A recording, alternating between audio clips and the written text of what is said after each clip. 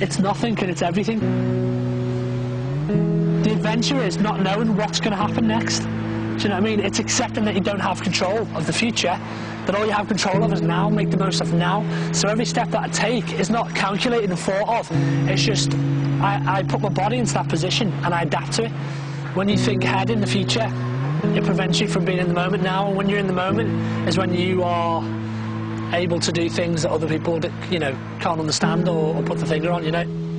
You know, you might not have tomorrow, do you know what I mean? It's the way I see it, like, I mean, you know, less time full-on conditioning for the future and more time just enjoying the fact that you've got another day, really.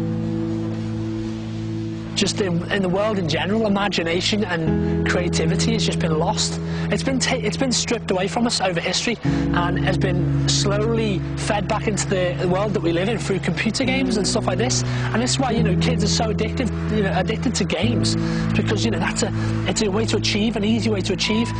So a lot of people that would be watching, they don't realise that, you know, I'm using my body to really battle against, obviously, the total physical of this world.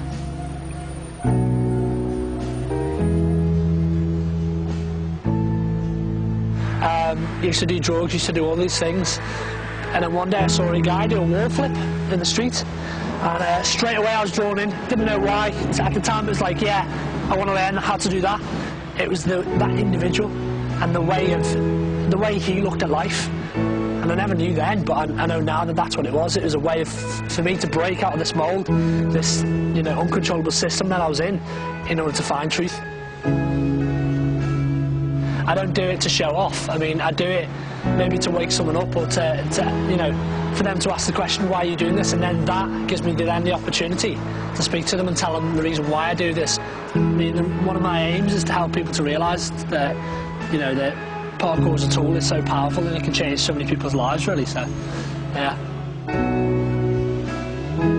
I found, you know, what I've been looking for through parkour, which is that relationship with God, and I feel that it's now with that responsibility and position that I have in the parkour community to be that good example and pass on the things that I've gained over the years, really.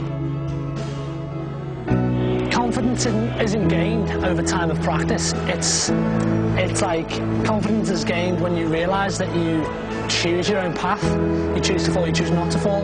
Just that outlook on life helps me to be more free myself. Parkour is a tool that can be used for so much good, you know what I mean? And it's just for people to become aware of that before it gets too late, and to the point where parkour becomes completely physical. It becomes just competition, or, you know, about making money, and the message is lost. If you're afraid of falling, you fall because you're afraid. Everything is choice.